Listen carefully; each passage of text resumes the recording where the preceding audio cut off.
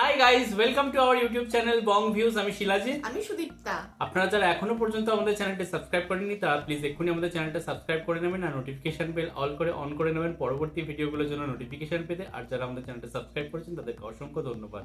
আর যারা ফেসবুক পেজে দেখছেন তারা অবশ্যই পেজটাকে ফলো করে যাবেন আর পছন্দ হলে অবশ্যই ভিডিওগুলোকে লাইকও করবে। তো আজ আমরা নিয়ে চলে এসেছি আবারও রোজা স্পেশাল, রমজান স্পেশাল আরো একটি ইসলামিক ভিডিও নিয়ে। যদিও এটা হচ্ছে ইনফরমেটিভও বটে। টাইটেল হচ্ছে যে মসজিদের নাম রেখেছেন স্বয়ং আল্লাহ, দেশে দেশে মসজিদ, এবং চ্যানেল নেম হচ্ছে বিভি নিউজ 24 এবং মসজিদটির নাম হচ্ছে টাইটেলে দেওয়া আছে, যেটা হচ্ছে মসজিদ আল আকসা। তো চলুন দেখে নিয়ে হচ্ছে ভিডিওটা। আর ভিডিওটা যদি কপিরাইট ক্লেমের জন্য ব্লক হয়ে যায় তাহলে সম্পূর্ণ ভিডিওটা আপনারা আমাদের ফেসবুক বা ইনস্টাগ্রাম পেজে পেয়ে যাবেন। আর ফেসবুক বা ইনস্টাগ্রাম পেজের লিংক আপনারা আমাদের ডেসক্রিপশন বক্সে ও ফার্স্ট পিন কমেন্ট থেকে পেয়ে যাবেন। তাহলে চলুন সবাই মিলে ভিডিও দেখা শুরু করি। মসজিদ আল আকসা ইসলাম ধর্মের তৃতীয় পবিত্রতম স্থাপনা। এই মসজিদটি ছিল মুসলমানদের প্রথম কিবলা। মুসলিমদের অধিকারে থাকলেও বর্তমানে ইসরায়েলের দখলে রয়েছে এই পবিত্র মসজিদটি। মসজিদ আল আকসার অতীত ও বর্তমান নিয়েই আজকের আয়োজন। আকসা শব্দটির অর্থ হচ্ছে দূরে। মসজিদ আল আকসা শব্দটির অর্থ হচ্ছে দূরের মসজিদ। ঐতিহাসিকদের মতে ইব্রাহিম আলাইহিসসালামের কাবা নির্মাণের 40 বছর পর হযরত ইয়াকুব আলাইহিসসালাম জেরুজালেমে মসজিদ আল আকসা নির্মাণ করেন। পরবর্তীতে হযরত দাউদ আলাইহিসসালামের নির্দেশে হযরত সুলাইমান আলাইহিসসালাম মসজিদটি পুনর্নির্মাণ করেন। কুরআন নাজিলের আগ পর্যন্ত মসজিদটির নাম ছিল বাইতুল মাকদাস। পরবর্তীতে পবিত্র কোরআনে এর নামকরণ করা হয় মসজিদ আল আকসা। পবিত্রতার ক্রম হিসেব করলে মক্কা ও মদিনার পরেই আল আকসার অবস্থান। কাবার পূর্বে মুসলিমদের কিবলা ছিল এই মসজিদটি, অর্থাৎ মহানবী সাল্লাল্লাহু আলাইহি ওয়াসাল্লাম সহ শুরুর দিকে মুসলিমরা আল আকসার দিকে মুখ করে নামাজ আদায় করতেন। আল্লাহ কোরআনে যে কয়টি পবিত্র স্থানের নাম উল্লেখ করেছেন তার মধ্যে আল আকসা অন্যতম। হাদিসের মতে মিরাজের রাতে মহানবী সাল্লাল্লাহু আলাইহি ওয়াসাল্লাম মক্কা থেকে প্রথম মসজিদুল আকসায় যান এবং সেখানে পূর্ববর্তী নবী রাসূলদের সাথে 2 রাকাত নামাজ আদায় করেন। মসজিদ আল আকসা কোনো একক মসজিদ নয়, এটি একটি প্রাঙ্গণ যেখানে আরো 5টি মসজিদ রয়েছে। 27 একর ভূমির উপর অবস্থিত এই মসজিদে একসঙ্গে প্রায় 5000 মানুষ নামাজ আদায় করতে পারে। এই মসজিদের নিয়ন্ত্রণ একাধিকবার হাত বদল হয়, আর এ সময় মসজিদের ব্যাপক পরিবর্তন হয়। 1969 সালে দখলদার ইসরায়েলের সহায়তায় এক উগ্র ইহুদি মসজিদের একাংশে আগুন ধরিয়ে দেয়। শুধু তাই না, এরপরও বেশ কয়েকবার মসজিদের নিরস্ত্র মুসল্লিদের উপর হামলা চালায় দখলদার বাহিনী। দুর্ভাগ্যজনকভাবে ভূমিকম্পের ফলে 746 ও 1033 সালে 2বার মসজিদ আল আকসা ক্ষতিগ্রস্ত হয়। পরে খলিফা আলী আজ জাহির মসজিদটি সংস্কার করেন। বর্তমানে আমরা যে মসজিদটি দেখি তা খলিফা আলীর সংস্কার করা মসজিদ। 638 খ্রিস্টাব্দে ইসলামের দ্বিতীয় খলিফা হযরত উমর রাদিয়াল্লাহু তাআলা আনহুর সময় মসজিদটি মুসলমানদের দখলে আসে। এর প্রায় 450 বছর পর আবারও মসজিদটি নিয়ে ইহুদি, খ্রিস্টান ও মুসলিমদের মধ্যে দ্বন্দ্ব শুরু হয়। প্রথম বিশ্বযুদ্ধের পর অটোমান সাম্রাজ্যের হাত থেকে ফিলিস্তিন চলে যায় ব্রিটিশদের দখলে।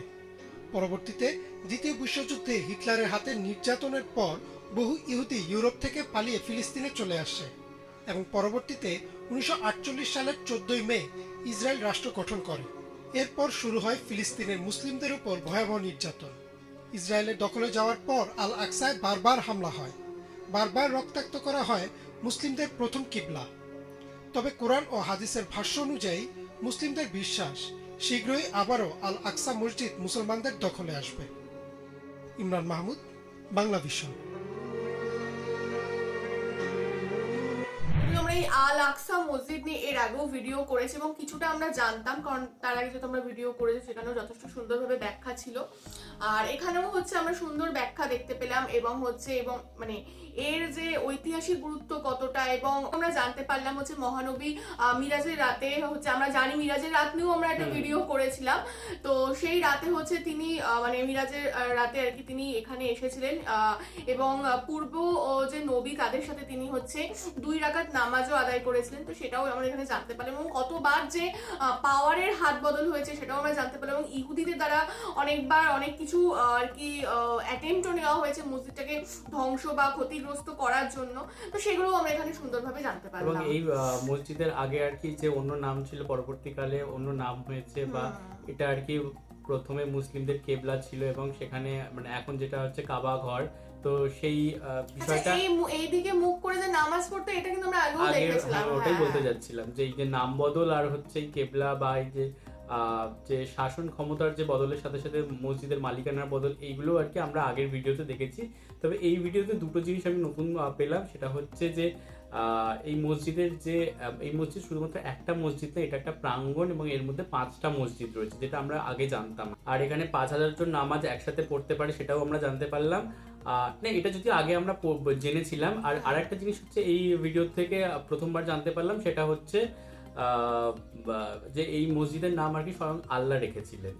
তো এই যে প্রথম আর কি আল্লাহর নামটা রেখেছেন, এবং হচ্ছে এই মসজিদ আর কি যে একটা নির্দিষ্ট মসজিদ নয়, সেখানে 5টা মসজিদ রয়েছে, এই দুটো জিনিস আমরা প্রথমবার জানতে পারলাম।